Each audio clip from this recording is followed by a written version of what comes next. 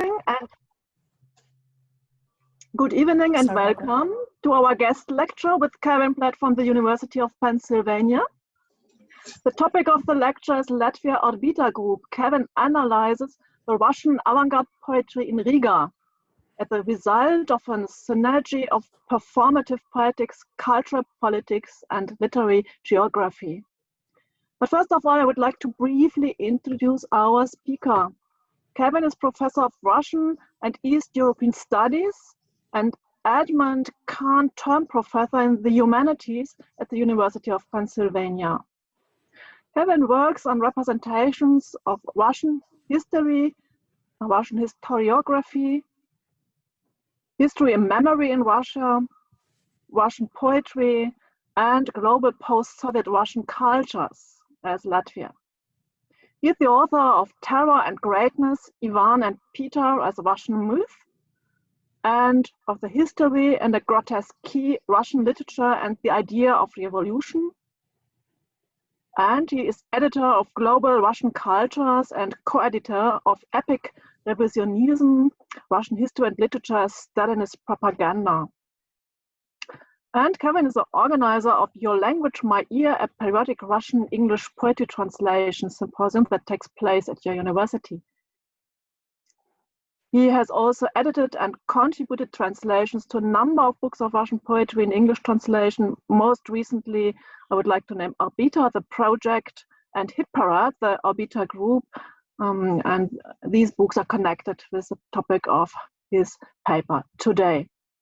His current projects include a study of contemporary Russian culture in Latvia, titled Near Abroad, a study of history and memory in Soviet and post-Soviet Russia, and a study of global culture exchange in the 20th century. So after the lecture, we can have a discussion with all participants in English or in Russian, or in, yes, English and Russian, best languages. Please switch off your microphone now. If you want to speak in the discussion, please switch it on again or report via the chat or by raising your hand. Even if there are some problems, please feel free to contact us. So Kevin, we thank you very much, and we're glad that you are giving a lecture to us today. And I turn the floor over to you. Great. First of all, I want to thank the organizers, to Professor Stahl and to Katina Bakharova and all of their colleagues in this Poetry in Transition project for inviting me to appear here. And as we were saying before the beginning, I think it's remarkable actually to have this group of specialists gathered together. There is something to be gained from virtual academic meetings. So I'm really pleased to have you here. Thank you for coming. When Henrietta invited me to contribute a lecture to this series and explicitly said that it was okay to repeat an earlier presentation, I thought this would be the perfect chance to run through the central arguments of the final chapter of this book that I'm finishing up this summer on Russian cultural production in contemporary Latvia. I'm just beginning to write this chapter into its final form, so I'll very much appreciate your feedback today. I know that various members of this audience have heard me speak about the Orbita group before or read my writing about it. So apologies in advance to anyone who hears a revised version today of something they've seen before. This is really a stitching together of a number of different pieces of writing in the attempts to create a unified argument.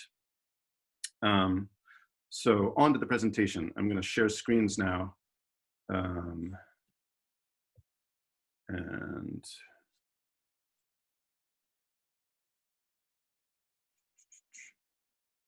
All right, can everyone see that okay? Does that look good? Henrietta, can you give me a thumbs up if it looks good? Yes, it's okay. All right, good. My first section is titled Old Wars and New Poetry. And I want to begin with, that didn't work. There we go. I want to begin with a poem by Sergei Timofeyev, and I believe Sergei can chime in now and read it for us. while we have it here on the screen. Sergey, can you turn on your mic and give us a reading? Yes, I'm here. So I start. Yeah. Старая война. Прости меня, старая война, что я не умер на тебе. Что могу теперь, скажем, сердиться по пустякам и сходить с ума из-за ерунды. Я знаю, ты большая яма, и нет в тебе дна. Когда ты была молодой, легко принимала в себя миллионы. Теперь ты старая, и не хочешь, чтобы тебя забывали. Показываешь свои старые снимки, горделиво делишься воспоминаниями, даже раскрашиваешь старую черно-белую кинохронику для абсолютной достоверности. И я охотно тебе верю, что, собственно, все так и было. А сам прикидываю шансы на новую работу или там небольшой личный бизнес. А потом думаю все-таки о тебе. Ну что ты ко мне пристала, рекордистка по жженому мясу? Все твои фронты, все твои карты со стрелами ударов и овалами окружений, весь этот твой смертельный мейкап не привлекает меня ни капли. Но вслух этого не говорю, вежливо улыбаюсь, жду, пока ты не заклюешь носом и не заснешь над своей ежевечерней рюмкой красной наливки. Thank you, Sergey. So I offer this poem as an epigraph, related to the discussion, but not intended for close reading at this moment. And I'm going to present a few other poems in the same role in the course of the lecture in order to let Orbita texts be heard. I'm also going to turn a more analytical eye on some poems in particular later in the lecture. So be patient if close reading is what you're here for. My discussion proper begins with a few anecdotes. The first concerns an afternoon in the summer of 2014, while I was staying in Jurmala, working on this same book project, and I went for a swim in the Baltic. And as I paddled through the waves, I swam by two teenage boys who were also splashing around. It was this ideal Northern European beach day, endless sun, not too hot, surprisingly warm water. Then one of the boys yelled at the other in English with a heavy Russian accent. I am American military forces. Get out of the way, you Russian dog, or your ass will be burning. And then his friend answered in Russian, Проклятые американцы, мы вас сейчас уничтожим. Damned Americans will destroy you now. The first responded in English again, don't killing me, I'm good man, I'm German, your military partner. Their happy splashing continued. Then the first boy switched to Russian. Как по-английски с этими причастиями? Добавляешь ing как-то. How do you handle these participles in English? You add ing or something. So in the summer of 2014, suddenly new words were on everyone's lips in Latvia. War, enemy, fifth column, fascist, or in the version of those two boys, Russian dog and проклятые американцы. Translation problems were on the rise between Russian and English, and the media worlds in which those languages are dominant, and between Latvian and Russian views on the world. That summer in Latvia, as in many other locations around Eastern Europe, armed conflict in Ukraine generated fears of the collapse of what had seemed to be a stable and largely amicable social scene and international political order.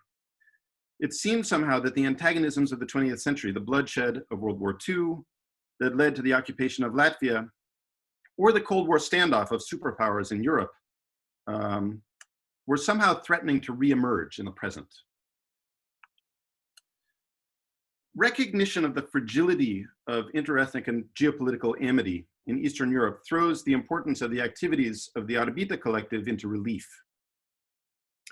Orbita somehow manages to rise above the tensions apparent in those boys' game, and in Latvia at large, around language, ethnicity, and geopolitical conflict. For the Orbita poets, old wars hold no attraction, not a drop, nor do the new conflicts that seem to derive from them. So what is Orbita?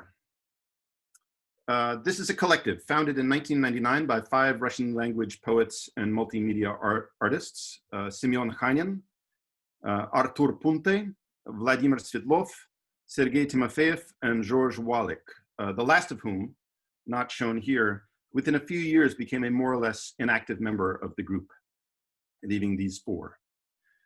And I want to stress at the outset the multimedia element of the group's activities, in which poetry is central, but which also includes book publishing, music installations, innovative performance practices, video art, and all sorts of other things as well. But before presenting the group's practices and poetics in detail, I want to get to this later. Let me offer a second anecdote. One of my first nights in Riga last summer, where I was once again working on the same book, I went to an Orbita performance, and these photos actually were taken on that occasion. It was a beautiful summer evening, a large post-industrial city courtyard, now converted to a space for restaurants, nightclubs, workshops, cultural projects, as well as the performance space where the event took place. At the bar, no one was speaking Russian. The audience was mixed, tilting heavily to Latvian, a reflection in part of the fact that progressive and hip youth culture in Latvia tilts in general towards the Latvian linguistic community. While it's impossible to make totalizing conclusions here, exclusively or dominantly Russian language contexts in Latvia, of whatever generation, tend towards the Russia-identified conservative post-imperial nostalgic position, a position which is typically not hip. Or to take the converse, once again, not totalizing rule. If you go to a progressive, hip, cool, young scene in Riga, it's almost certain to be characterized by Latvian language use. Note that the ethnic composition is varied, including many bilingual ethnic Russians. We're talking about language use, though not ethnicity, strictly speaking. Yet despite the language use of the crowd and its tilt towards ethnic Latvians that night, the event was a reading of mostly Russian poetry by the Orbita group. In a highly meditative, yet technologically supercharged event, the poets fed their voices through electronic and mechanical systems, creating a return signal of mediated noise, which they then combined with the original vocal signal, simultaneously projecting images of their mechanical gadgetry and wizardry at work to create a compelling, complex visual vocal fabric. The audience was captivated, as was I, although I'm also certain that many, perhaps the majority, were reading the projected Latvian translations because their native language was Latvian, not Russian. Through all this creative chaos, somehow Russian poetry had been rendered a natural element of hip Riga nightlife. So this brings me to a third anecdote. Several years back, I was writing the introduction to this book of Orbita poetry in English translation. I had known the poets for some years at this point, and I felt confident that I could present their work adequately. But when I sent a copy of the introduction to the poets, they didn't approve. Look, you described our work as Russian poetry outside of Russia and Russian poetry out of bounds, but we're Latvian poets. So I revised and I sent them another version in which I stressed that they're all Latvian citizens, take part in various Latvian civic and cultural initiatives, they receive prizes from Latvian state-sponsored organizations, etc. Then I sent it back to them. They were still displeased. What's all this stuff about citizenship, politics, and so on? Who want to read a poetry book with an introduction like that? So finally, on the third try, I got it right. Or possibly they got tired of correcting me. So this is the paradox and the feat of Orbita, the transformation of Russian poetry into a part of the leading edge of hip Latvian culture. At the same time, the emergence of this non-Russian poetry as part of the leading edge of Russian poetry, published in Moscow's most prestigious press for experimental and avant-garde thought and writing, the New Literary Observer, for instance, recognized by Russian prizes for alternative and experimental poetry, etc. This is the accomplishment of a political coup by intently unpolitical means, a cultural coup by means subtended by complex social balancing acts. The question I want to begin with today is, how does Orbita accomplish this feat? How does it position Russian language in order to render it not only acceptable as a language for artistic expression in Latvia, but even especially cool, given that the language is explicitly unhip in its overall positioning in Riga these days, while nevertheless keeping this poetry something that can be celebrated by alternative yet powerful cultural institutions in the Russian Federation. Somehow, an Orbita poem, performance, or installation is a heterotopia, a space in which other rules seem to apply than in the normal situation of regional cultural and social life as a whole. And I hope the Orbita poets, of whom Tim is here, and I think possibly one other, will forgive me for continuing to ask, what is the socio-political significance of this heterotopic space, considering the larger frame of tension surrounding language use and interethnic politics in Latvian society, the tensions of the international situation, the implicit content of the game of those boys in the water in 2014. In answer to these questions, I will propose that Orbita practices constitute a special form of cosmopolitanism, a lyric cosmopolitanism. What I mean by this will become clear, I hope, in the course of this presentation. So in what follows, we will first consider rather closely one of the Orbita Collective's museum installations. This will give us an initial comprehension of their form of lyrical cosmopolitanism. Following this, I'll turn to a more general description of some of their activities with close analysis of some of their texts and performances.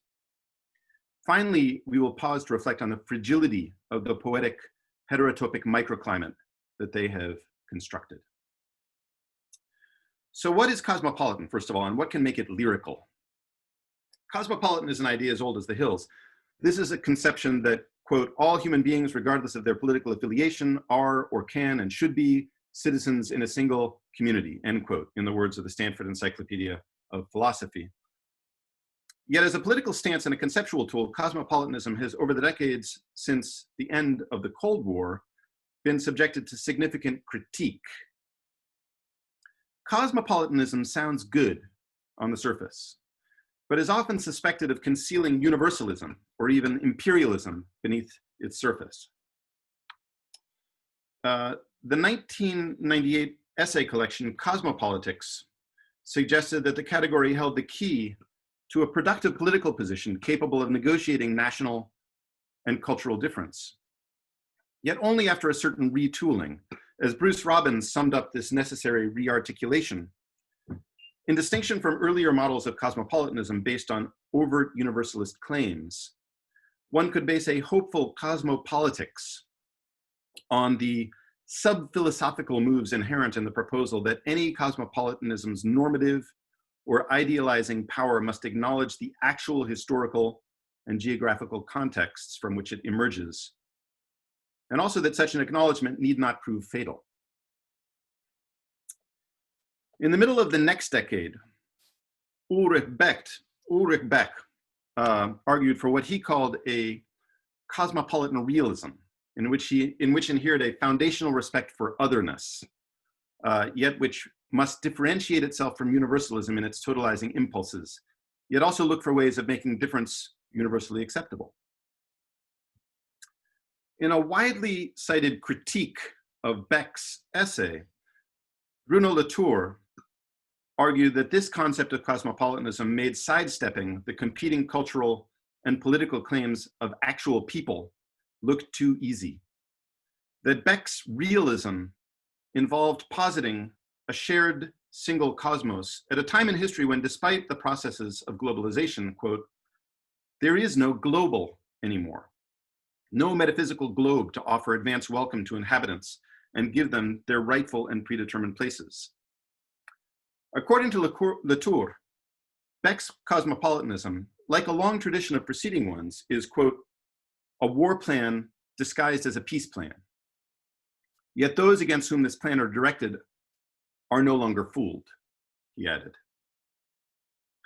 One of the problems with Beck's formulations, as Latour points out, is that its central example, the Valladolid Debate that was held in 16th century Spain concerning whether American Indians had souls, in its breathtakingly sweeping level of certainty concerning the appropriate terms of debate, flattens out the fundamental structural difficulty.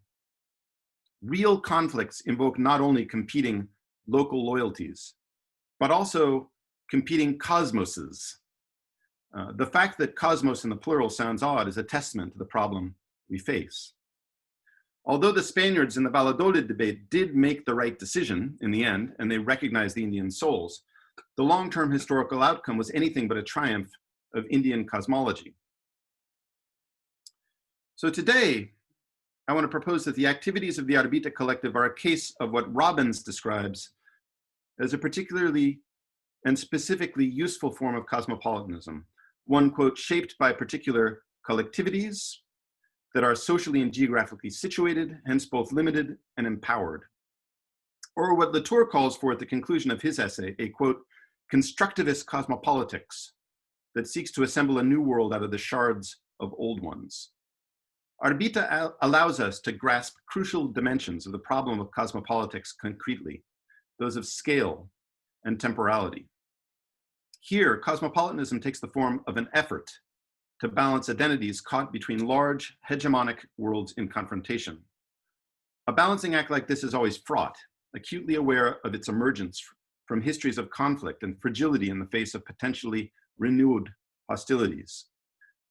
Yet it is this very fragility that undergirds a cosmopolitics of the here and now. This is what I'm going to call lyrical cosmopolitanism. And that brings me to my second section, the first main body section of this chapter, which is entitled Stura Maya, and another poem by Semyon Khanin. I'm not sure he was thinking about joining us. He might be here. Semyon, are you here? And if you are, can you unmute your mic? You must not have made it. All right, I'm going to read the poem then, unless Sergey wants to read it for me. But I think do you want to read it, Sergey? I can try. Give it a shot. Yeah. Непроверенные данные, добытые под давлением, как они фигурировали в этом деле? Контролировал, дескать, торговлю оптом белыми рабынями, большими, сказано в протоколе, белыми рыбинами, пересаживал на время свои неуправляемые органы малолетним преступницам. Их повязали первыми, взяли как целую преступную группировку, но органы молчали, сами как придонные рыбы, прикидывались шлангом, а потерпевшие, преданные малышки, заговаривали зубы лицам, производившим дознание.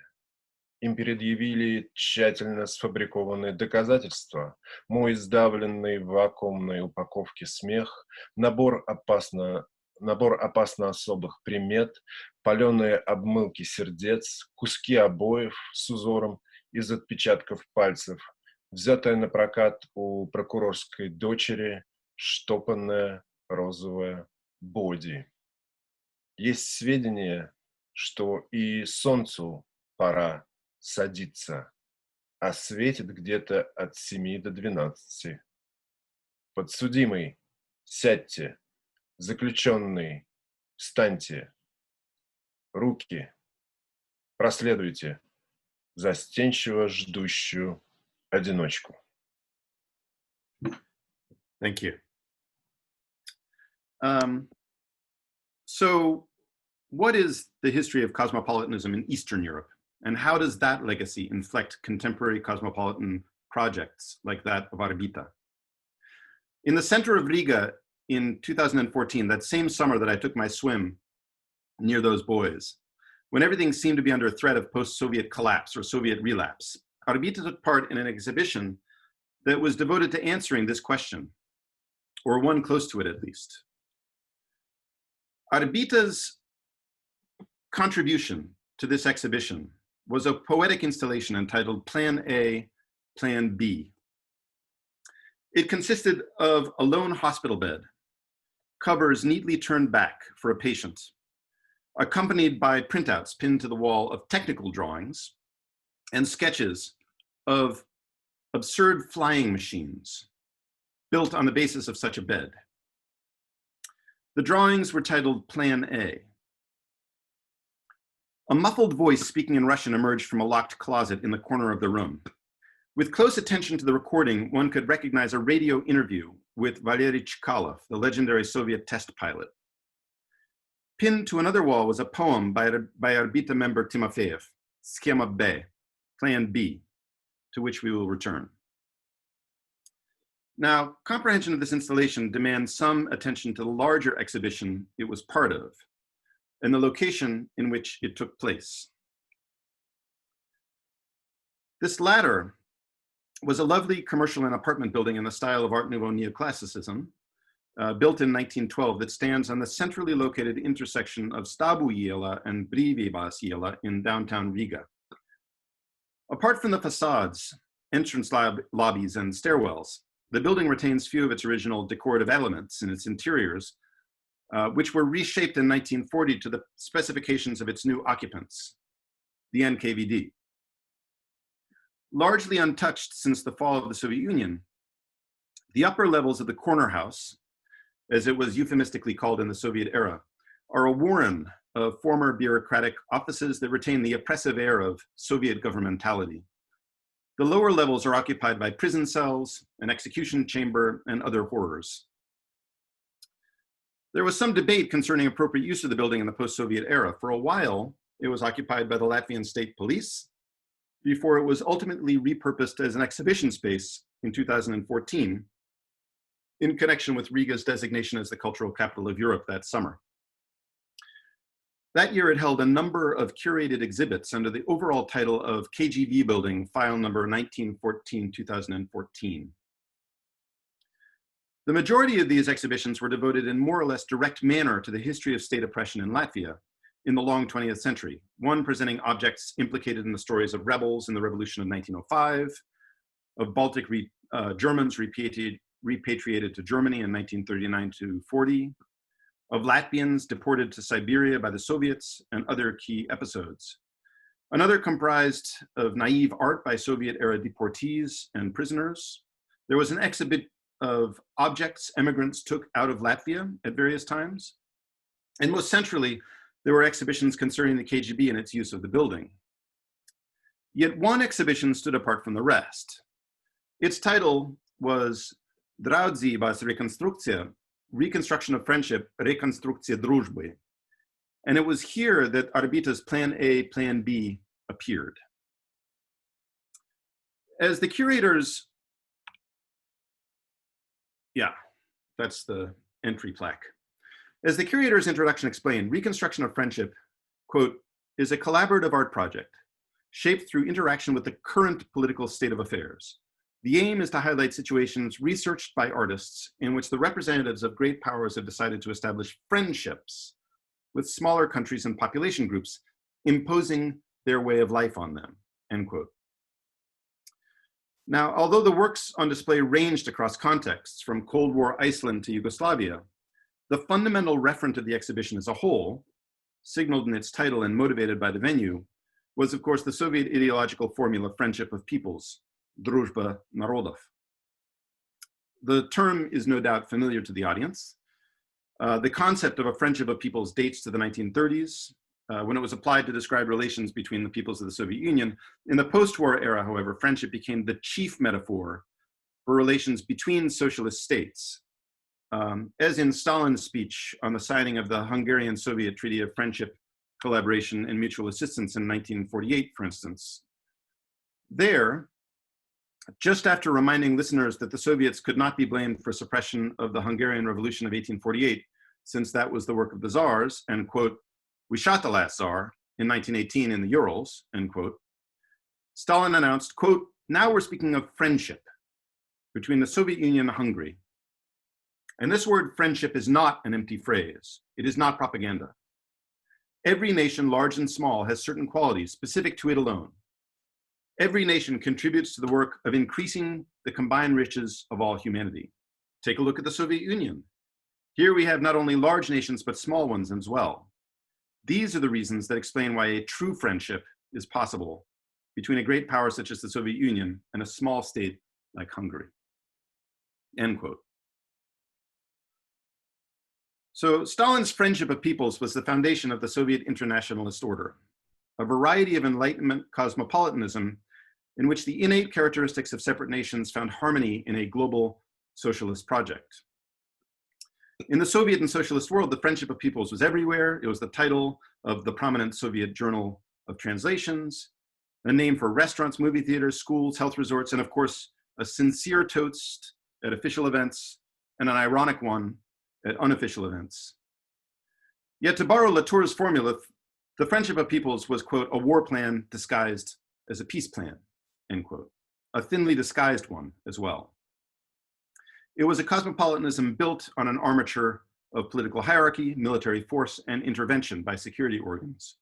It was a structure of relationships that dealt harshly with potential competitors, with, as in, for instance, the late Stalinist campaign against rootless cosmopolitanism. Now, the unfriendly armature of the friendship of peoples, appropriately enough, was the subject of most of the exhibitions gathered in the Corner House in Latvia that summer, which taken together project an uncompromisingly negative conception of the Soviet past as a dark history of oppression that demands rejection. Nevertheless, to simply dismiss the idea of a form of amity joining together Soviet and socialist cultural and national groups would be impetuous, especially in light of the dangers of enmity illustrated by the fallout of the collapse of the socialist world. In that connection, the curators and artists involved in reconstruction of friendship, in distinction from the other participants in KG Bill Building, file number 1914-2014, sought not only to critique the Soviet past, but also to learn and perhaps to salvage something from it. Two of the curators of the exhibition,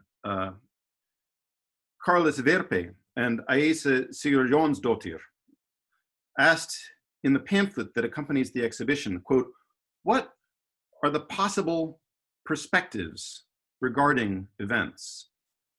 And what can they teach us, not only about the events themselves, but also about the sources of these points of view? And quote, does the dubious friendship highlighted in the exhibition only arise under totalitarian regimes? And can it be set in relief against the eternal enlightenment project of the democratic Western world? In the context of the Corner House, with its largely settled view towards the past, these were cheeky questions. Reconstruction of friendship presented a vertiginous, unbalanced assemblage of artistic researches into Western and Soviet past and present scenes of power, economic structure, and hegemony. It included a meditation on the controversial history of a Cold War era NATO military base in Keflavik, Iceland, by Icelandic photographer and filmmaker Spessi and Swedish artist Erik Palser. A collection of souvenir dinner plates by Ukrainian Nikita Kadan, decorated with illustrations in the style of Soviet medical instructional manuals showing torture techniques employed by police in contemporary Ukraine. An installation by Swedes Monica Marklinger and Johan Varnt, composed of vintage colored televisions showing official statements and a documentary film about the NTSC, CCAM, and PAL encodings that originated in separate parts of the Cold War globe in the analogous formats. An installation by Latvian Kristaps Epners commemorating a 1954 Gulag uprising in the Kazakh steppe, in which revolting inmates attempted to use kites to communicate messages beyond the camp. A video screen presented aerial footage of the Corner House shot by drone that evoked contemporary debates over state surveillance. Lithuanians Nomeda and Gediminas Urbonas installation, which documented the contemporary fate of the Soviet Druzhba oil pipeline, originally created to tie Eastern European geography together and privatized following the fall of the USSR by multinationals, and other things. Each of these works suggested uneasy equivalences linking military, security, and economic practices and structures across the temporal and geographic borders of the East and West, socialist and post-socialist. All of them suggested that critique of the socialist past in the name of a triumphant post-socialist Europe demands inflection by critique of present realities. One might ask, where is the actual reconstruction of friendship in all of this? Admittedly, these critical interventions leave the Soviet friendship of peoples looking no less compromised than it does from the execution chamber in the basement of the KGB house, or from the perspective of the Museum of the Occupation in central Riga. When I met with Verpis and Latse, the third member of the curatorial team, for a walk through the exhibition, they told me that one of the challenges they faced was locating works that not only critique politically enforced structures of international relations, past and present, but that examine the positive content of friendship in the socialist era, gatherings around the kitchen table and so on. Participants in the exhibition, they observed, represent friendship almost universally in quotation marks, subject to an ironic dismissal. The curators added, however, that socialist friendship did escape ironic deflation to some degree in the installation by Orbita. So let's return to that installation. And let's take a close look at the poem by Timofeyev that hangs on the wall in the exhibit. So this poem was too large to feature on the page in both Russian and translation, so I'm just projecting the Russian here. Sergey, do you want to read this one? Yes, I will try. Yes, and maybe just can say that we choose also this poem and build this installation around it, because actually in this text it was mentioned just this concrete building at the Soviet times. Схема Б. Легкомысленные молодые люди застойного советского периода выходили на снег с бутылками шампанского и серебристыми веточками бенгальских огней. Их фигуры в коричневых полушубках и с длинными вязаными шарфами, в полусапогах на молнии и с зажженными светлячками паршивых сигарет маячили под тусклыми фонарями у деревянных домов из вытянутых, крашенных бурой краской досок. Они приводили в ужас и негодование пенсионеров, наблюдавших за ними сквозь запотевшие стекла, освещенных голыми лампочками кухонных окон. Они хохотали и падали в снег, ели его, заедали им глотки кисловатых пузырьков, бросали снежки в знаки, запрещающие проезд и парковку.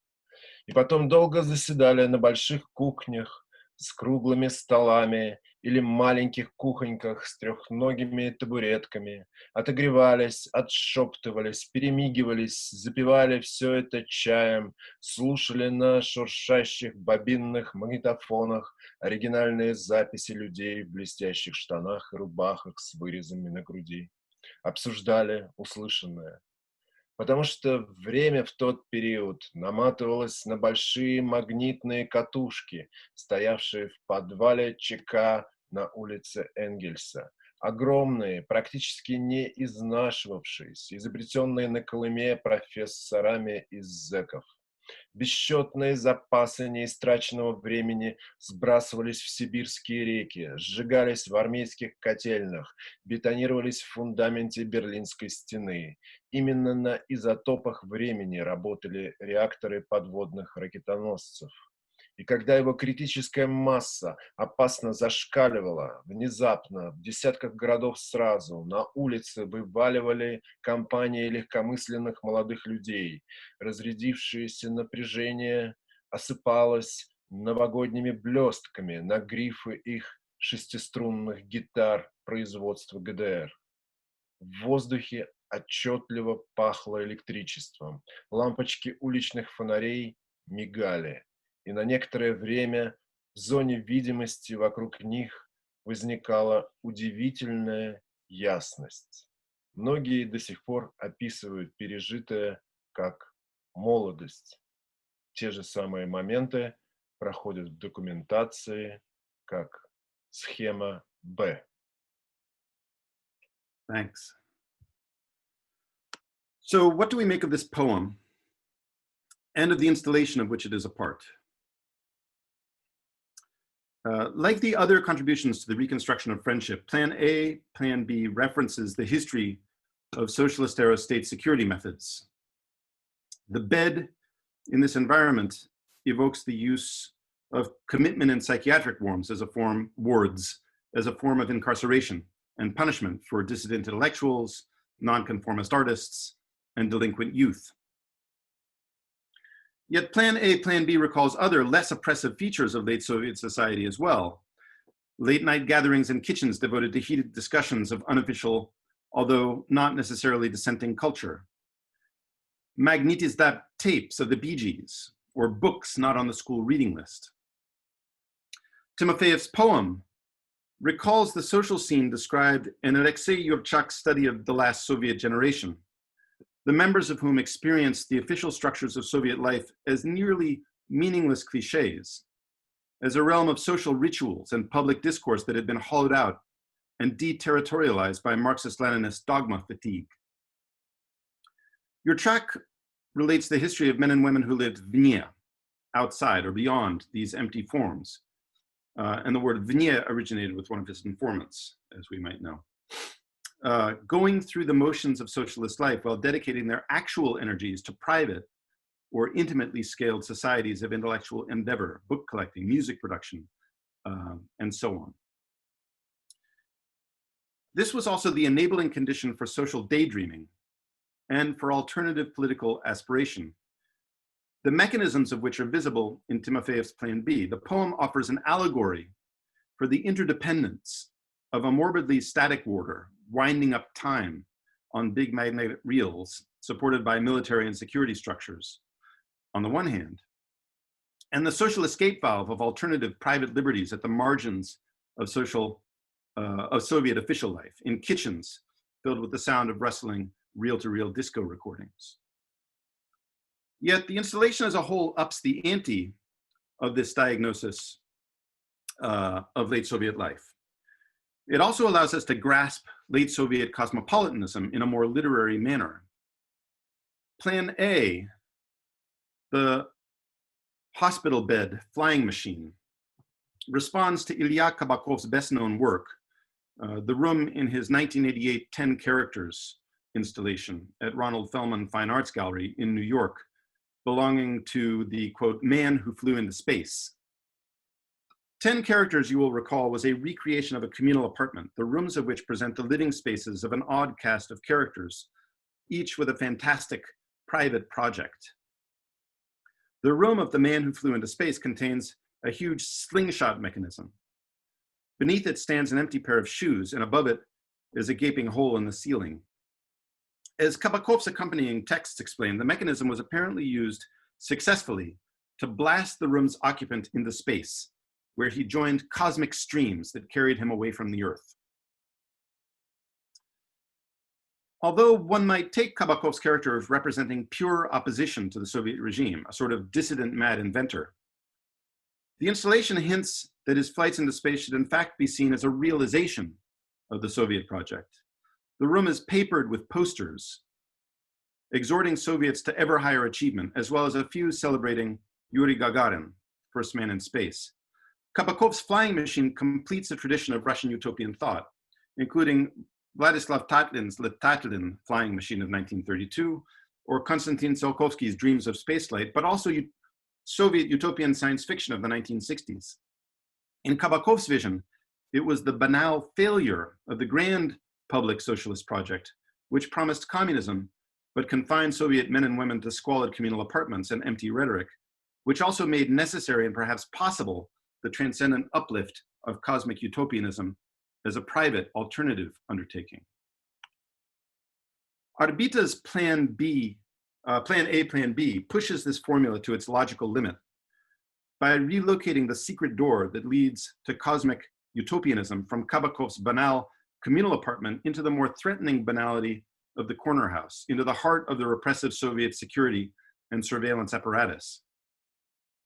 Here, the infrastructure that makes possible and necessary the vertical uplift from the here and now to the cosmos is an icon of the horrors and excesses of socialist modernity. Orbita's addition to Reconstruction of Friendship completes the exhibition's representation of late Soviet friendship by offering an image of its obverse, the cosmopolitanism of vnie, and its continued potential in present-day Latvia, Europe, world, cosmos. Timofeyev's poem evokes gatherings around kitchen tables as a model of a kind of friendship characteristic of the late Soviet era. This was an era in which alternative social imaginaries, the cultural and political daydreaming of Yurchak's Venia, subsisted throughout the USSR and the socialist world. It was an era in which alternative networks of cultural and social life sprang up to provide young people with those Bee Gees records, to disseminate banned literature and underground samizdat journals. In short, this was a positive counterimage of cosmopolitanism projected out of the negativity of the Soviet project of the friendship of peoples. It was a deterritorialized cosmopolitanism, one bereft of a political grasp on space or power structures of its own, which was instead free to lift off from the earth and attach to the cosmic streams. Orbita's Plan A, Plan B installation is not solely a matter of abstract theorizing, but also one of concrete history and memory concerning the local traditions from which Orbita originates. Latvia, Lithuania, and Estonia were late additions to the USSR, and their history as independent European states granted them a special place in Soviet cultural geography, as the locus at one and the same time of special access to canonical European cultural heritage, of Herder or Kant, or even Munchausen on the one hand, and the leading edge of socialist modernity on the other. By the late 1980s, this liberty and social life had translated into license for political experimentation, unleashing the groundswell of progressive oppositional protests that made the Baltics one of the leading sites of the dismantling of the Soviet project in 1989 through 1991. It also rendered Latvia, for those last few years of Soviet rule, a test site for the emergence of Soviet underground culture as a whole into view. We may recall the cutting-edge journals Daugava and Rodnik, for instance, which were among the first venues for officially sanctioned publication of the works of the Moscow conceptualists, among others. Elsewhere, I've described Soviet Riga as a cultural center on the periphery, connected in peculiar manner to the cultural capitals of Moscow and St. Petersburg. And it was out of this milieu that the members of Orbita emerged.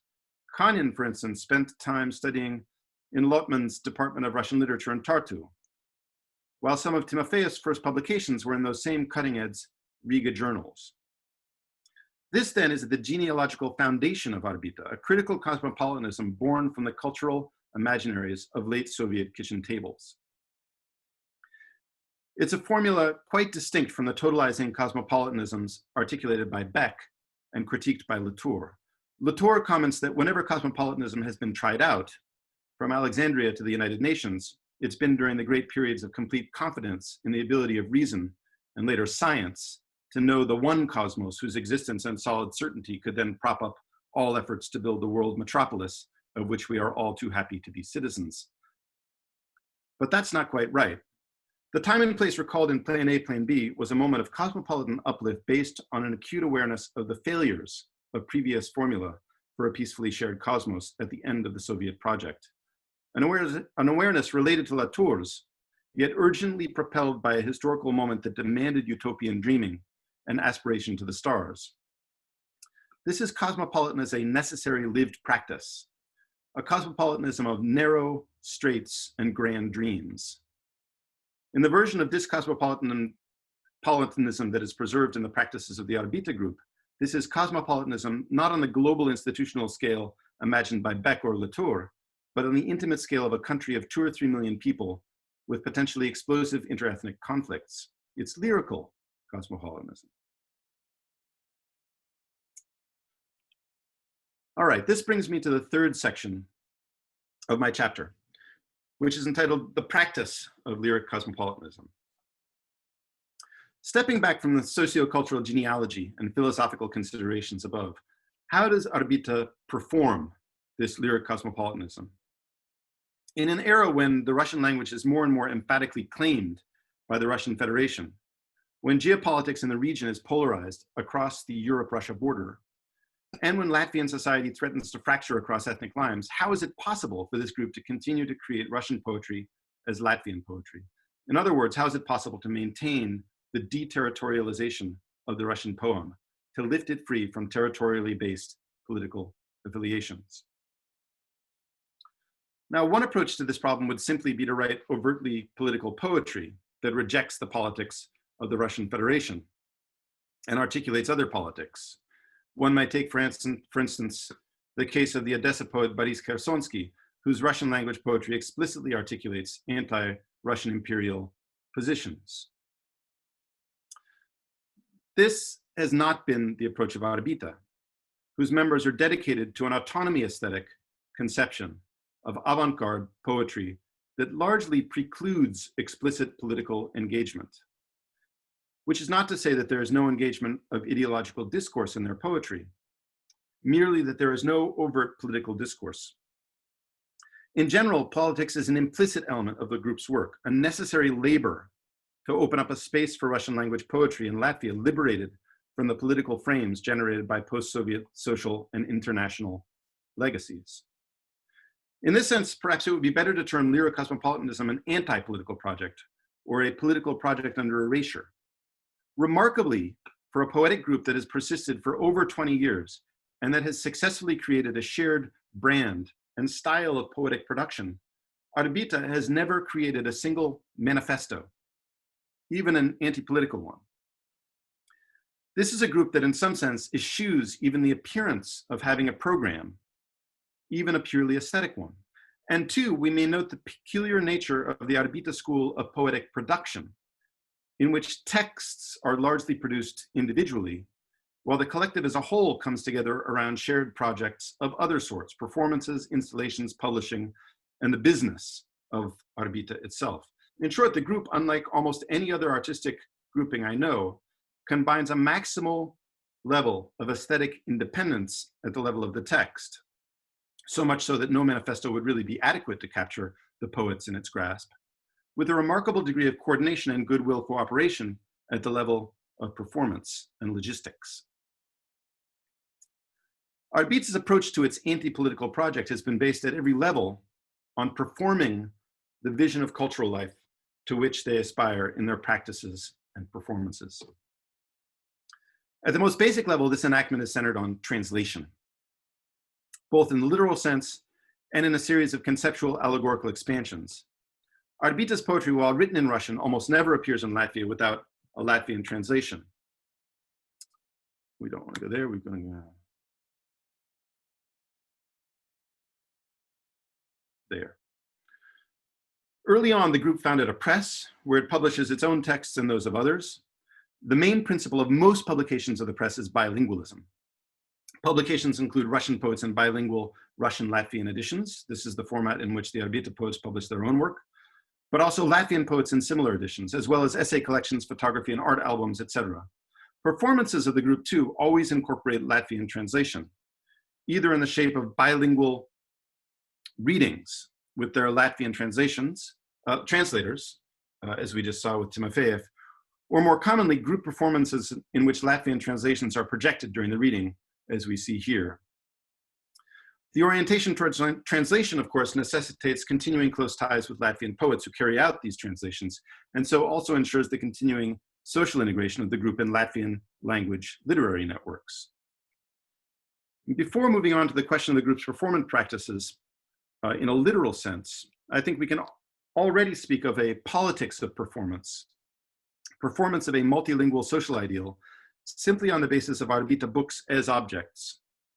Each book enacts in creative manner the typographical and physical possibilities for presentation of parallel texts in two languages.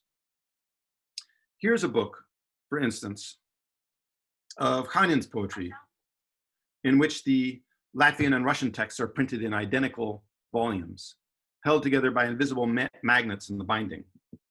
The allegorical potential of the magnets as representations of Latvia's interlinguistic social ties, their invisibility, physicality, flexibility, and strength, combined with fragility and potential impermanence, is lucid and beautiful. These are books that attest to the linkages between these two languages in this country, yet which also conjure the specter of the dissolution of those bonds. The books might be separated, or one could be lost. The two could wind up on opposite sides of a national border. And in practice, the books do have a tendency to get detached from one another in the bookstore, which causes headaches, I've heard. Here's a collection of Wildek's poetry that opens in the two languages from opposite sides, and which incorporates photographic illustrations that represent the same object from opposite perspectives, as though one is peering through a window into the world of the book from opposite sides of a single space, enacting a different allegory of bilingualism. More literally evoking performance, here's a collection of translations of Latvian poetry into Russian, intended to be read simultaneously in the two languages from opposite directions, held across a table between two readers, perhaps, literally calling for a reading performance of social multilingualism. Other of their book projects have been the publication of a historical anthology of Russian language poetry written by Latvians, photo albums by Latvian and Russian photographers, and many other works that bridge between the linguistic communities, insisting on their inhabitation of a shared space. We could also turn our attention to some of Orbita's other multimedia art installations or video poetry, where one may often observe similar principles at work. Bilingualism is a baseline and sometimes simply operates as a feature of work that in fact primarily erodes the divide between audiences by means of the centrality of the non-linguistic visual or the conceptual element of the work. Consider, for instance, this installation in which the spectator presses a button to receive translations, ostensibly from a lost satellite in 4 languages: Russian, Latvian, the nearly vanished Liv language, and English. Other installations are inventive in their demonstrative enactment of a multilinguistic form of social subjectivity, as with this interactive art project that called on spectators to put on flip-flops, engineered to print Russian poetry and Latvian translations with each step. So let's move on to the group's performances, arguably the center of their activity. And for a start, I want to show you a clip from a performance that took place several years back in Washington, D.C., when Orbita was on a tour of the United States. I apologize for the quality of the recording. You should keep in mind that videos of performances that the Orbita members themselves post to internet servers are always of high quality and highly professional in execution. This is an amateur video.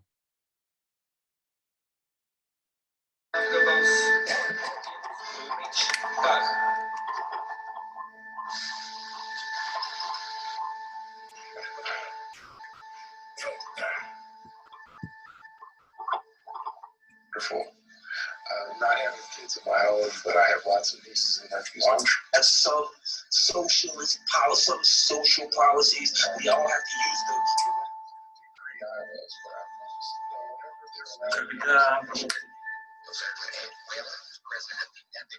Когда ветер всю ночь перебирает жесть, а радио, смакуя, переходит на цифры, просит оставаться на волне, не выходить из дома. Думаешь, вот ведь запали какую-то складку. Ткань, может, просто скомкалась, а мы тут уже расположились. Расставили свои шаткие стулья, завели какой-никакой порядок, привычку ходить куда-то по субботам. А если решат разгладить, идут и кругом, вытряхнут мелочь, провода, зашьют, наконец, подкладку.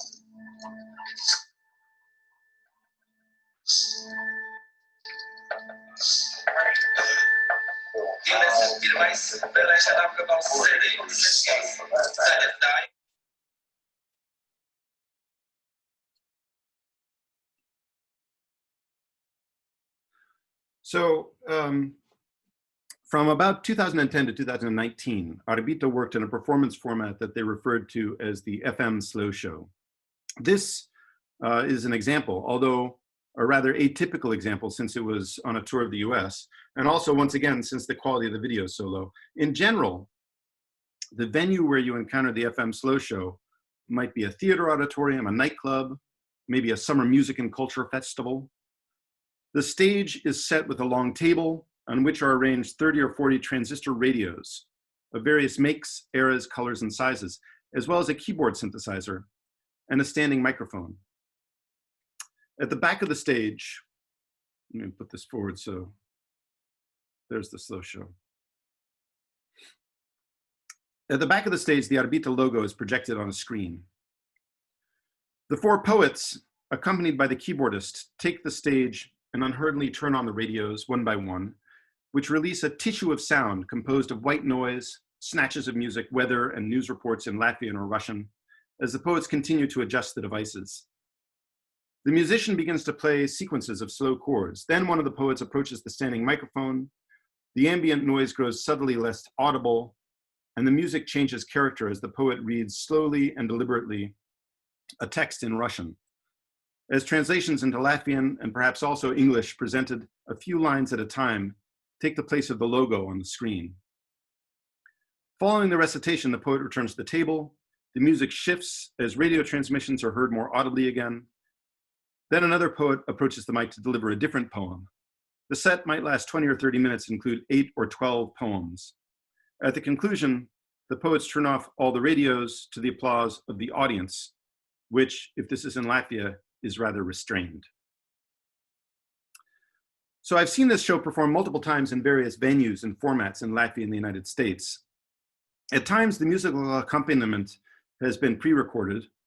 At times, there have been more or fewer radios. Always, the performance's most overt feature is its interweaving of distinct sound layers. The understated musical accompaniment provides an atmospheric armature, as does a shared amplification system that brings all acoustical material into equivalence, rendering the radio signal and poetic utterance comparable parts of a single whole in what is a mediatic metaphor.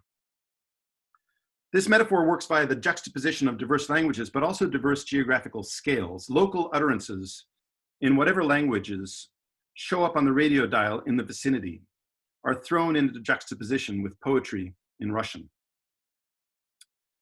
We can note the curious inversion of the typical scalar qualities of radio as a medium, in which the broadcast signal that might more typically be conceived as carrying communication across great distances here figures as the carrier of local signals, as a representation of a specific time and place.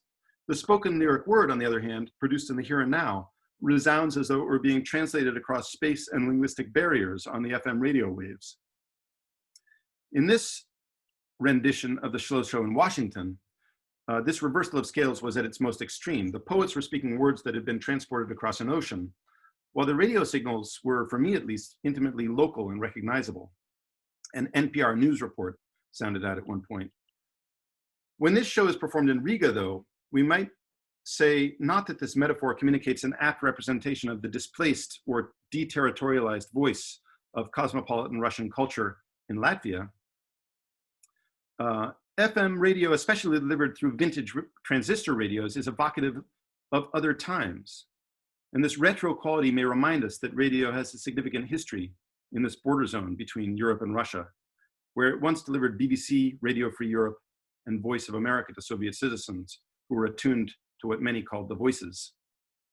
We could also note that FM radio is far from obsolete in Riga, where among other things, it now delivers Russian media that more and more often seems as much of a world away as the Voice of America was in the USSR, often via syndicated broadcasts from Russia. The distortion of scale in this mediatic metaphor resonates with the poem by Punte that we just heard performed. Like the FM slow show itself, the poem meditates on the transience of a microclimate created by crossing transmissions, a home that is shaped by the intersection of radio signals, wind, and landscape. Punte gives us an image of a specific wavelength locked onto at random that shapes itself into a fold. I'm imagining the hollow of a standing wave that gains material existence, a fold that one can drop into and inhabit, at least for a while. Yet it's also a precarious position with only wobbly chairs and a sort of order. Others might iron out the fold, shake the loose elements out of place, cut the lines, mend the lining, and so eliminate this folded reality. In Gilles Deleuze's extended essay on Leibniz, The Fold, the figure of the fold serves as a master metaphor for the paradoxical relationships of soul to material world. The soul is in the world, but not of it. And the fold, in an Asian fan or in the folds of a book, presents this odd relationship to space. Quote, the infinite fold separates or moves between matter and soul, the facade and the closed room, the outside and the inside. Conciliation of the two will never be direct, but necessarily harmonic, inspiring a new harmony, end quote. In Punte's poem, the metaphor of fold operates in similar fashion, especially in the context of the slow show. This image evokes the space of Orbita cultural activity in Latvia, situated in the fold between Russian and Latvian cultural and mediatic circuits and signals, between the local and the distant, between the near and the abroad, in which the distance from the origin of Russian culture renders cultural production closest to home in Riga, in a state of lyric cosmopolitanism. And that brings me to my last and very final section, which is entitled The Cosmos, and in which figures one final poem by Timofeyev. Sergei, can you read one last poem for us? With pleasure. Мир, как я его знаю. Мир, как я его знаю, начинается на улице Миера. Пятиэтажный дом постройки 1901 года. Дом 19, квартира 19. Влажный воздух двора, подвал давно и безнадежно залит водой. Футбол, где одни ворота высокие кусты, а другие металлические двери гаража, исписанные мелом. Наше окно на первом этаже, в которое однажды влетает метко запущенное кем-то яйцо, разбившееся о гладильную доску. Это неожиданно. Мы застываем, и папа сурово подходит к окну и выглядывает наружу. Но там, как и следовало ожидать, никого. Папа вытягивает руку с вытянутым пальцем и произносит «Пиф-паф». Thank you. Lyric cosmopolitanism is a condition of palpable fragility. The collapse of the USSR transformed the conditions of cultural life in the East of Europe, replacing the peculiar combination of private utopian dreaming, mass activism, and seemingly permanent socialist social structures of the late 80s, with a world in which neighboring states share a basic ideology of neoliberal capitalism, albeit with varying levels of actually democratic institutions, yet hash out their rivalries over territory, money, and raw power by means of endless deployments of imagined national differences and bickering over shared histories, differentially comprehended. Like nearly everywhere else in this region, Latvia is a hot mess of social and cultural unfinished business, riven by acute political contestation of minority rights and by projections of soft power from the Russian Federation. Nevertheless, there's cause for hope that this society will pull together and pull through. And this hope centers on the shared space of forward-looking cultural life that is occupied by Orbita and other actors like it, which is to say it centers on deterritorialized cosmopolitanism as carried forward by the Orbita group and other projects like it. The poem we've just heard read, illustrates a certain critical self-consciousness about this undertaking.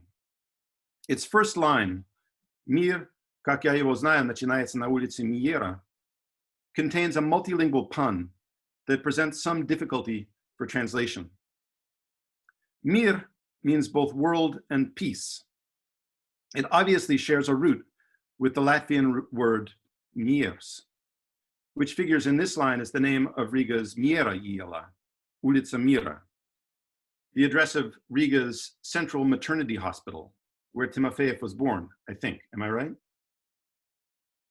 Yes. Note, however, that in Latvian, this word does not carry the meaning of world, in addition to the significance peace. And the street is not a version of Prospect Mira. It was a pre-revolutionary naming that refers actually to the cemetery, which is at the end of the street. So the translation problem here is not just a reflection of the dual meaning of mir, but also of a certain tension for Russian speakers with the recognizable but still foreign word miers, It's a line that can no more simply be translated into Latvian than it can into English. And seeing as one of the main meta-references of the sentence is precisely this distinction between Russian and Latvian, you could suggest that the line cannot be translated into Russian either, if such a statement makes any sense at all. In this line, Timofeyev is, to borrow Robin's formulation, acknowledging the actual historical and geographic contexts from which his cosmopolitan world emerges. Timofeyev's world is the world of this pun, a world in which Russian peace is not quite the same as Latvian peace, and the Russian world is not quite the same as the Latvian world. Nevertheless, it's a world that somehow has to work out. The final line of the poem illustrates the precarity of that world. Lyrical Cosmopolitan is not a plan for perpetual peace, but rather an ongoing project, a muddling through of many individuals on Peace Street, in the shadow of violence held in abeyance only by ironic joking. In distinction from aspiration to universalism of the cosmopolitan schemes hatched in Brussels, Washington, or Moscow, and debated by Beck and Latour, this is, in the words of James Clifford, a, quote, pragmatic response making the best of given, often bad situations. It involves cultural inventiveness, which is, quote, a matter of specific juxtapositions, selections, and overlays offered and imposed in limited historical conjunctures. It's limited in time by the legacies of failed global projects of the past and looming potential conflicts of the future. It's limited in place by the concrete challenge of balancing conflicting communities and interests in the shadow of looming competing hegemonic powers. Rather than striving to end all histories of violence, it seeks to hold specific violence at bay by means of hopeful, skeptical, utopian, poetic gestures. In Latvia, and in many other places around the world, it may be the best that can be done at the moment. And hopefully it will be enough. So that's the end of the chapter.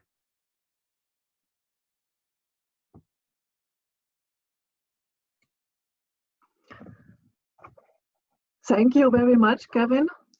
It was an amazing lecture. And now I would like to open the discussion. Are there some questions, comments? Not so. I would like to start with a question, Kevin. I did not get it. What is the influence or the relationship with the Russian conceptualism? You mentioned an installation of Kabakov. Is this a comparison, or is the reception of Kabakov and other conceptualists? So, or is it only a comparison, analogon? So I think the Kabakov installation is referenced by the Orbita installation. Although when I asked the Orbita poets if they had it in mind when they put together the installation, they said no. So it's my interpretation. But I think it can't not be, actually. The components of the Orbita installation are identical in various ways with the components of the Kabakov installation. The problem of the banality of the Soviet environment, which is restaged as an art installation, and then turned into the occasion for a poetic / artistic mad spiritual uplift, with the accompanying references to the Soviet mythology of test flight and space flight. So all of those elements are present in the Orbita installation. So my suggestion is that the Orbita installation is doing basically the same kind of conceptual work as the Kabakov installation is, which is on the one hand showing the, we can think of it as the sort of dissident intellectual potential of the underside of Soviet social life, but also demonstrating in certain ways the interdependence of the banality of the late Soviet social scene with the kind of inventiveness and creative license that was made uniquely possible by that scene.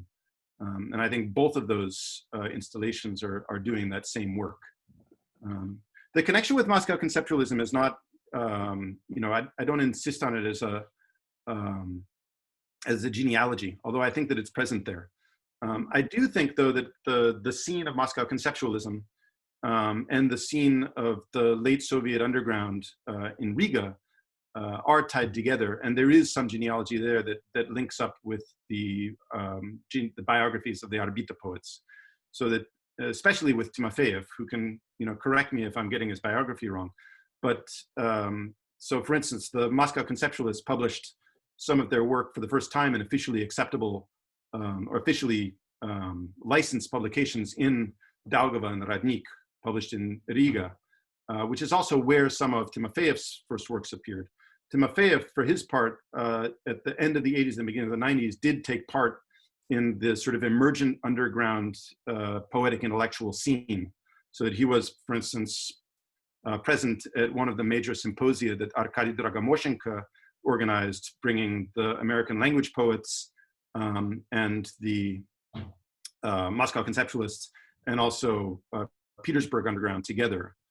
So that there is, I think, a genetic relationship or a genealogical relationship between Orbita and its undertakings and that moment at the end of the Soviet Union with the emergence of the cosmopolitan underground of the Soviet Union, the inverse or the obverse of the friendship of peoples.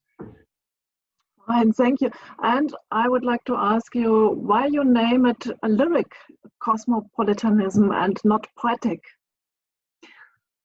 I like lyric because it points to the individual bounds. It seems more paradoxical to me. And it seems to me that it matches up in various sort of allegorical ways with the practices of the group. As I was talking about in the talk, right? It's a very interesting group, and they're highly coordinated. They work together. They do all of this incredible sort of logistically challenging work together. They have an office space and a budget. I'm not sure if they're incorporated or not. I imagine the press actually has some kind of corporate existence. And yet, the poetry is produced in this highly individualistic manner. I don't think they, communicate about the production of texts, unless, it's sometimes as an exception when they're creating texts which are specifically for an exhibit, like the Cosmo printer. That one they discussed, the project of creating texts for the printer that was, producing satellite communications. So there's some coordination there. And then some of the other installation projects, they do things like that. But in general, they're individual poets, lyric poets, who are brought together in this project, which is social.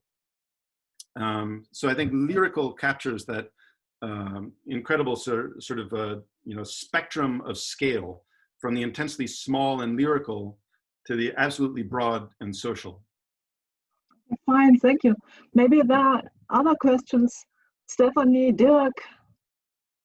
I'd like to ask a question too. I mean, I realize that this, may have been a challenging listen in that it's long, and it's a version of what is intended to be a written chapter and the last chapter of a book. But as I've got you all here, I'd also like to hear your thoughts about the proportions of the argument as a whole. What's missing in it, or what could be changed or added, trimmed down or expanded. Because really the next month is going to be spent, writing this into the form of a chapter. So, but I'd like to hear other more specific questions as well. And I'm certain if Sergei is still here that he would be willing to answer questions as well about Orbita practices. I'm glad he's with us. That's a question of Stephanie. Hi. Hi, Kevin, thank you very much for the wonderful presentation. I am somebody who's heard bits and pieces of this before. But it was really great to hear how it's coming together. I want to actually take up the question that you just asked about the proportions and the ways that the pieces of the chapter fit together. And I think I might be helped by knowing more about the shape of the whole, because you just mentioned it's the last chapter. As I listened, it seemed to me potentially a little bit of an uneasy fit between the broader argument about lyric cosmopolitanism and the really fascinating digression about translation. And I worried, in the shape of what you presented to us anyway, that lyric cosmopolitanism had crowded out translation. And it could be that that's theoretically more appealing to me, and thus I personally wanted to hear more about it. But it also seemed to me to be an aspect of Orbita's work that might distinguish them from others, but it also would link them to others who are writing Russian poetry outside of Russia. I think of Anna Glazova, living and working in Hamburg, and a very active translator, very engaged in translation, and also translation being a kind of theoretical presence in the kind of poetry that she writes. I think of Galida Natzinger in Israel, very unusual for Russian poets immigrating to Israel, so very intensely involved in the Hebrew-speaking community, very involved in translation. I mean, there are other examples, and you as an active translator and as somebody who's convened Your Language, My Ear, you're very aware of all of this. So that felt to me like a wonderful opening that could make what is a fascinating argument about the specificity of Orbita also open out into ways in which Orbita is like other valuable moments in contemporary Russian poetry. Shall I answer? Thank you, Stephanie. I mean, in putting this together, I had similar kinds of feelings and worries about the Frankensteinian nature of the lecture. So this is the first attempt to put the two together. And I think and I think you're right. So I'll just say you're right. I've got to figure out a way for those concerns to be fronted and centered more in the chapter. And also for those, you know, there are additional frames that I want to enlarge on at the outside of the chapter. That is one of them. The other one is that there are other projects within, you know, literary projects within Latvia, which I think have to be at least discussed. This is the only chapter in the book which is really dealing with literature. So I want to talk about, for instance, the, you know, contemporary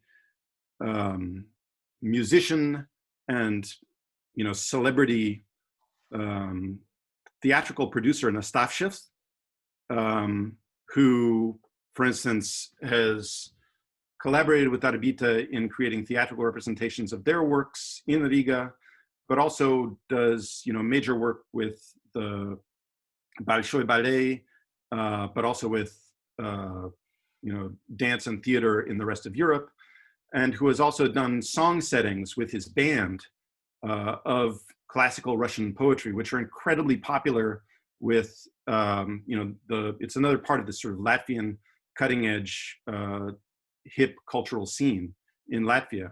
I want to talk about Dmitry Kuzmin and his Poetry Across Borders project as well. So there are a lot of, you know, additional things that I want to fit together.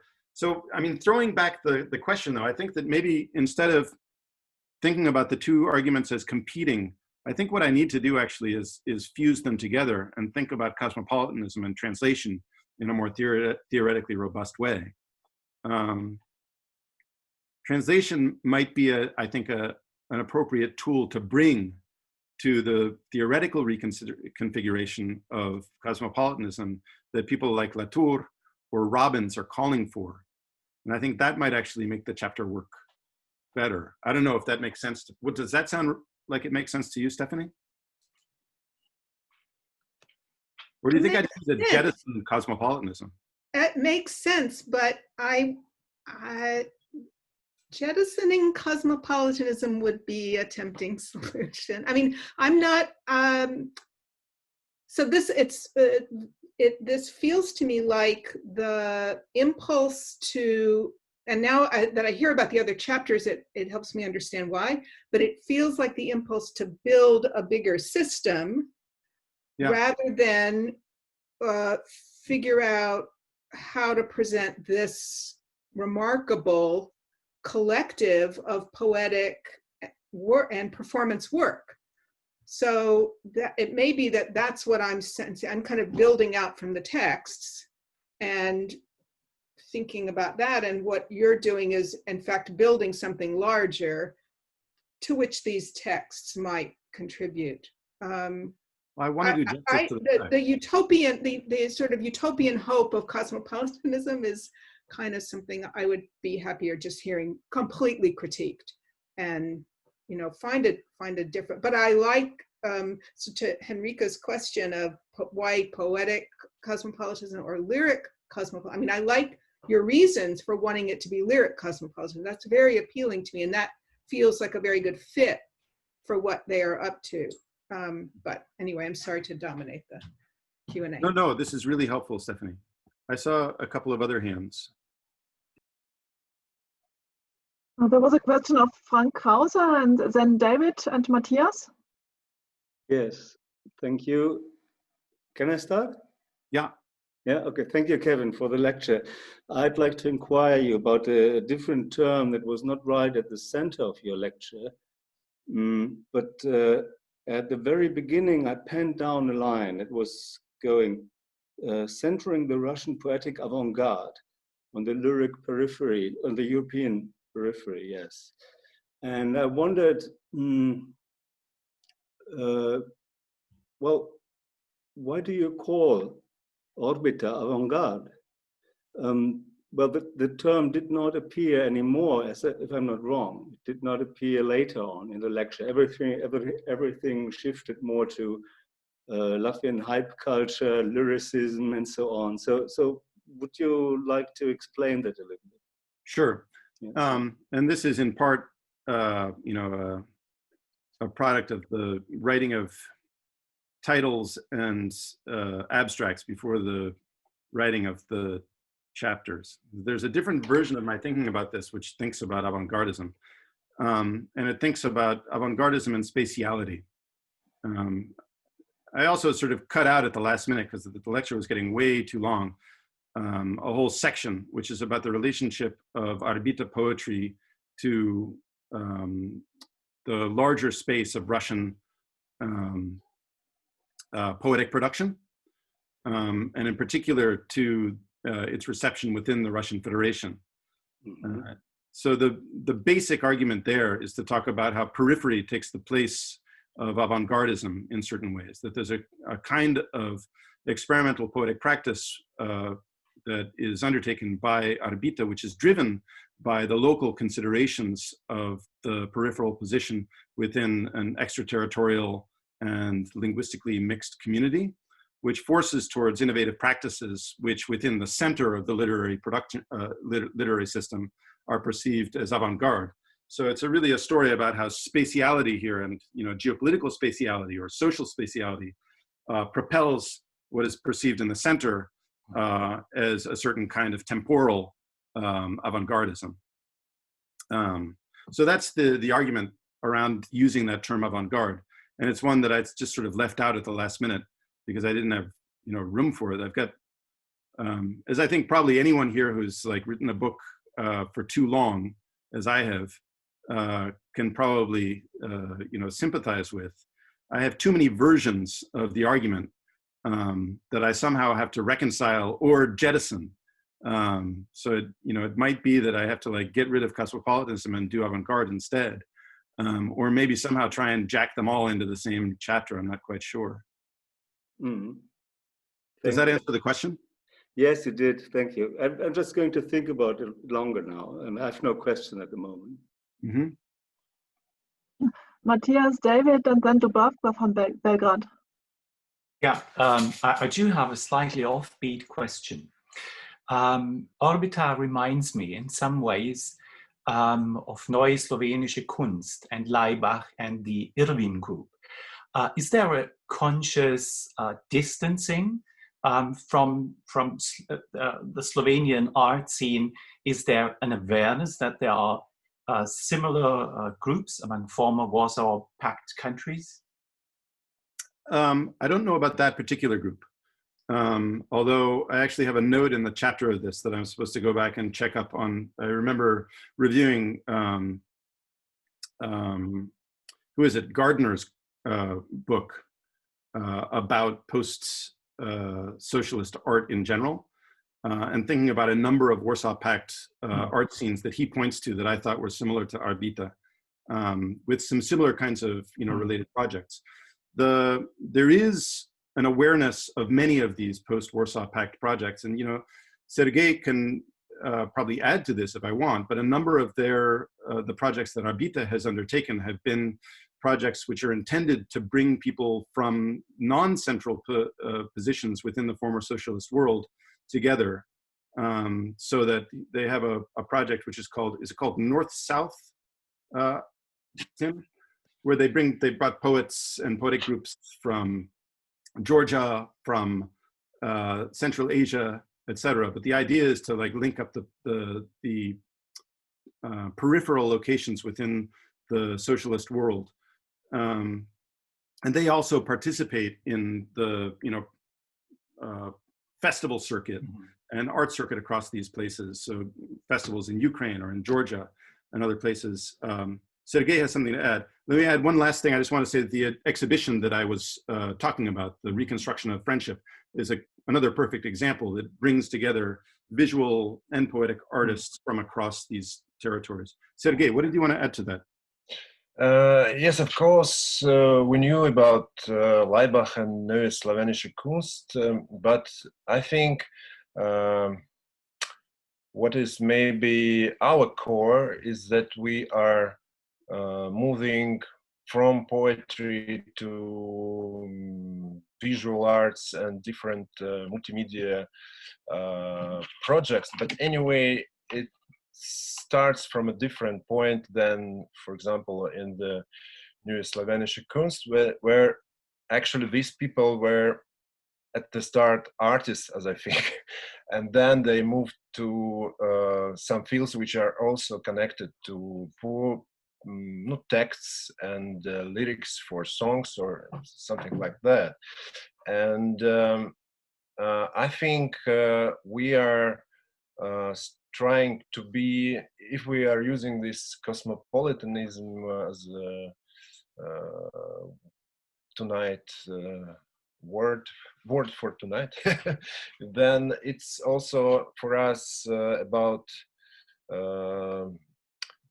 cosmopolitanism of genres in culture, when contemporary poetry for us is as meaningful as also contemporary visual art, and we are like changing the stage. Yeah, we are performing at poetry festivals, but in Latvia we are also making exhibitions which are nominated for like biggest prize for visual arts, and it's anyway based on poetry, because this exhibition I'm mentioning was called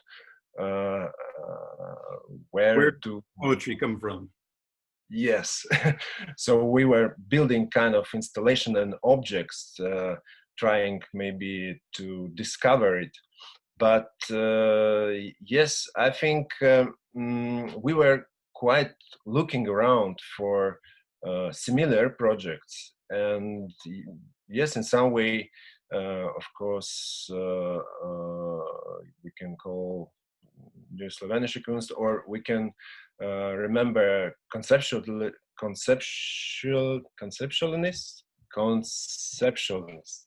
Sorry, but they were a little bit before us, and I think, of course, in some our poetics you can call it also post-conceptual, and of course we were quite inspired by what Lev Rubinstein and Dmitry Prigov were doing, and we even also invited few years ago Lev Rubinstein for a reading in Riga, and find a translator for him in Latvian. But if we look at the poetry scene of this century, we didn't find similar projects, not in ex-Soviet Union, not in Western Europe. Maybe we were looking not so good, but yes, I think it's more like visual artists are going into textual field than poetry scene actors are moving into contemporary art direction. I would say so. Yeah. Thank you. Kevin, do you like to answer? Or to add something? I'm glad there's a recording. Oh, to add to what Sergei said? Yes. I can only amplify it. I mean, I think that the real specificity of the group is that it starts with poetry, and the poetry remains poetry, so that it's not about the somehow abandonment of the poetry to create art installations. The art installations and the poetry somehow are existing symbiotically. They're both given incredible careful attention. But the poetry remains something that can be published in a book form on a white page, the way that you publish a lyric poem. So that there is on the one hand, the synergy of these two forms, the art space, the installation space, and the poem, but the two actually also retain their independent generic existence, which I think is quite unique and interesting. And the other thing that should be said about all of the poets that are part of the Orbita group, not all of them, but they're all different. They're all active as multimedia artists as well as poets. They do various different kinds of multimedia art installations. There are also at least two of the members of the group are former DJs, so that the playing with the sound in various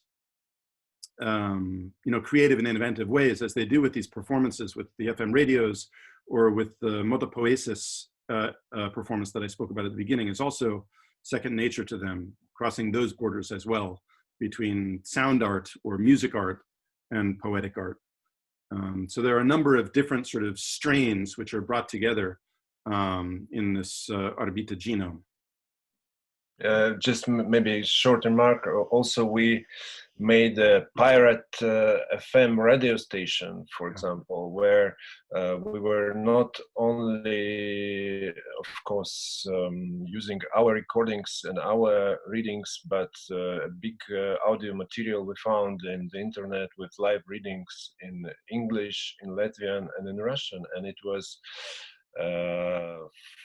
this station existed 1 week.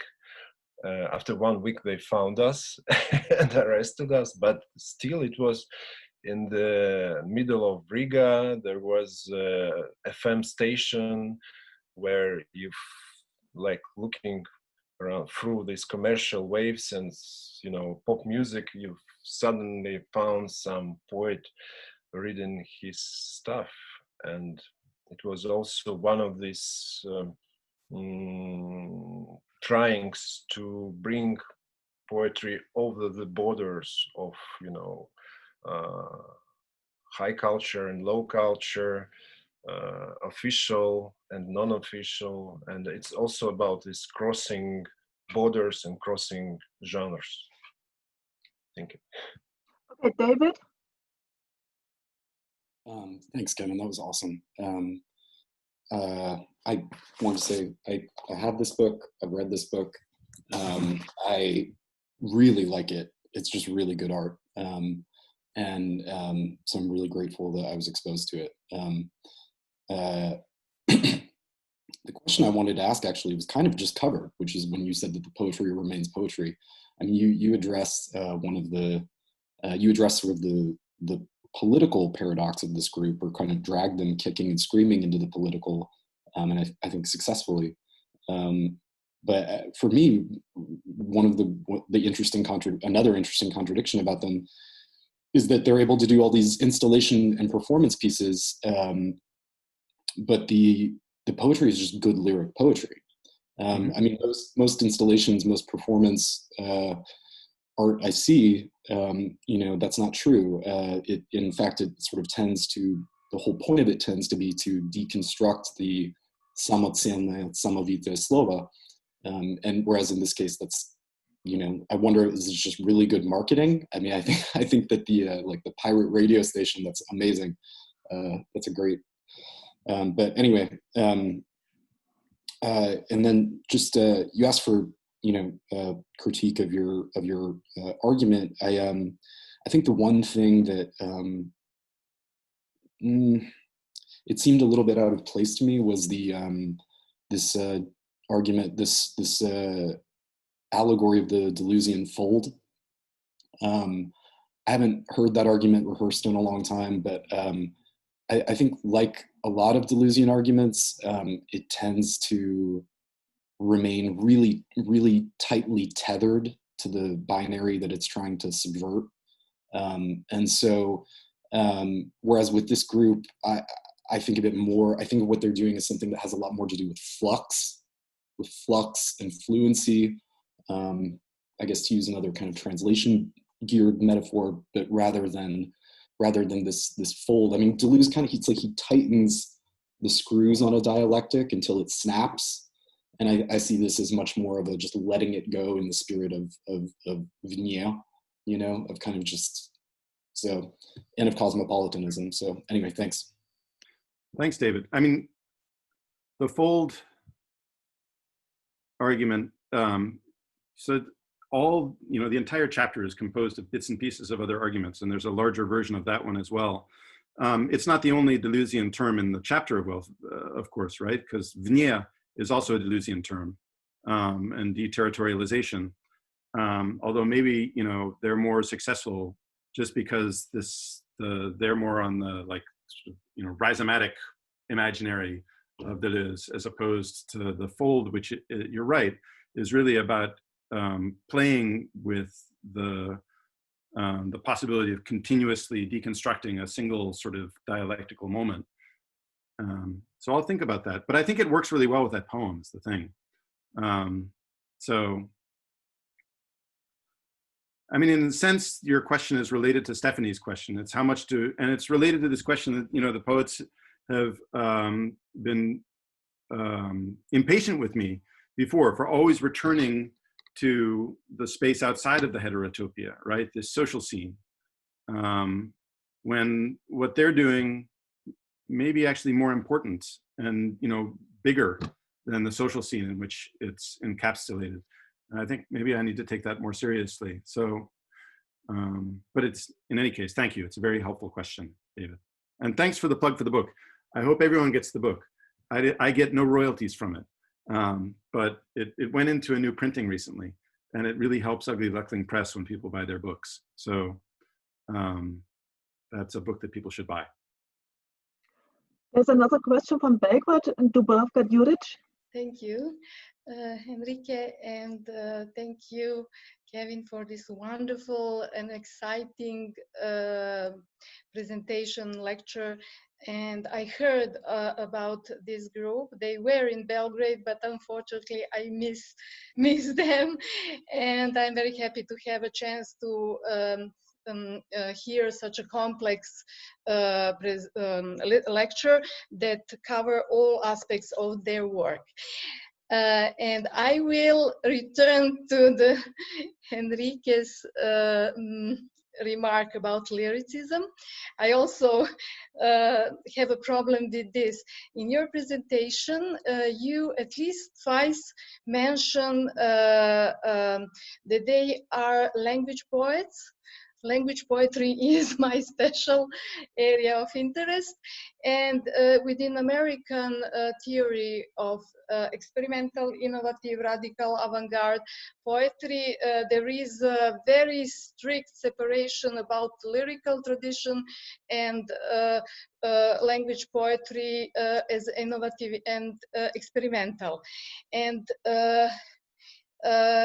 when you say that maybe you will introduce innovative, maybe lyrical could stay but should be explained in the manner that some tendencies, at least maybe, I don't know, 10 or 20 years in American poetry, is the mixing of experimental and lyricism. So maybe it could be solution, or to just reject that.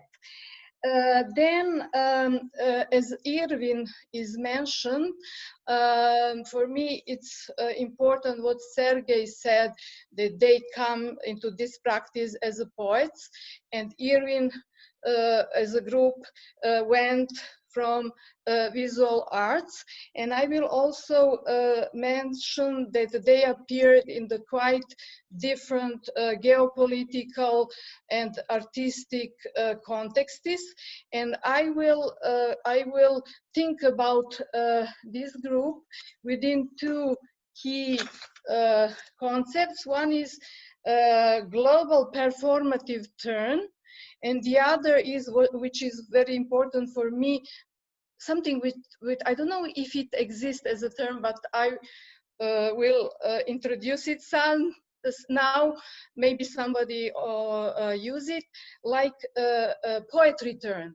Why? Because till very recently, poetry was a very uninteresting as a totally marginal practice.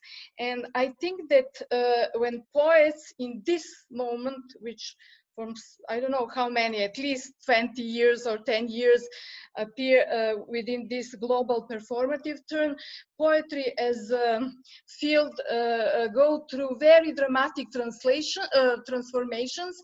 So I think I like when you said, responding to one remarks, that you will add, if I understood, that you will add contextualization of their practice within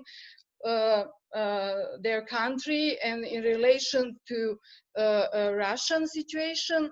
But I think that also it could be viewed from, I will use something that I like, methodological cosmopolitanism, so that this kind of practice could be put in the context of global changes of this field of poetry. That's all, and thank you very much for a wonderful presentation. And I see that one of the poems was translated by Charles Bernstein. I'm his translator, so the world is small. That's Thank wonderful. Yeah, Charles is a wonderful translator who took part in the Your Language, My Year symposium that Sergei was at. And Punte was supposed to come but didn't come. So thank you. That was a really wonderful question and a really rich one. I think it was a misunderstanding that I labeled them as language poets, because I don't think I intended to. Although it's interesting to speculate about that sort of genealogy as well. So they are, Timofeyev, as I said, was at one of these symposia that Dragomoshenko's convened at the end of the 1980s. I translated one chapter from the legend into Serbian that long ago. Wonderful. So anyway, so Timofeyev met language poets there, and he also met language poets at our symposium in American language poets, I mean, in 2009. But I think, Sergei said post-conceptualist as one sort of characterization of what their practice is. I would also say post-lyric in a sense. In this, I think, they really do belong to a generation that came after the big post-lyric moment. And I see in all of these poets that they feel extraordinarily free about toggling back and forth between poems which seem to be working in the style of language poetry, curating language, bringing together other people's, found language, and then critiquing it in various ways or deconstructing it in various ways, but also intensely lyrical statement, like that last poem that we heard, or the first poem that we heard by Timofeyev, were both, straightforward lyric address, which I think are in a voice, from a lyric persona who is very close to Sergei's, actual lived experience. So it seems to me that for this generation and for this group, that distinction seems to break down a little bit. Mm-hmm. And they can toggle back and forth between the two modes. In terms of, as you said, I have too many tasks that I have to take up in this chapter, and putting them into the sort of global poetry boom mm-hmm. is another, possibility. And I'm not sure, how to do it. I mean, in different things that I've written about them, I've talked about their specific positionality as one of the reasons their geographic positionality is one of the reasons that they've been able to participate so actively in the transformation of the status of poetry in art circuits around the world. And that's because they're on this border position, which allows them to take part in the Russian festival circuit, but also just as easily to take part in the European and eventually American festival circuits. They're mobile, which is another way that we could link back up to Cosmopolitan in some sense. They're the ones with the Russian language poets with the most powerful passports in some sense. The most cosmopolitan Russian language poets in the world in a very real and like a very dumb sense. So I'll have to think about how to integrate that as well, but it's a really important question, and thank you for it.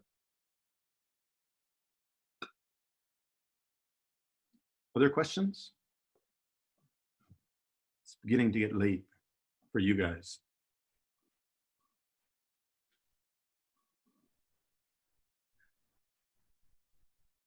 Enrique, I think we're getting to the end of the questions. Yes, I think so. Then, thank you for your amazing talk, for your wonderful presentation, and we are waiting for your book now. All right, I'm gonna finish it. We'll see how long the publication process takes, though. Fine. But really, this is the only chapter that remains. Really good. Really incredibly helpful to have all of your feedback tonight. And if anyone has separate feedback, many of you have my emails. If you have separate ideas, I would really appreciate hearing them. Just because, basically tomorrow I sit down and I have to start writing this into the chapter form. So I'm going to be thinking about this very intently for the next, month or two. So please send them my way. And thank you once again so much for inviting me and for listening to such a long presentation.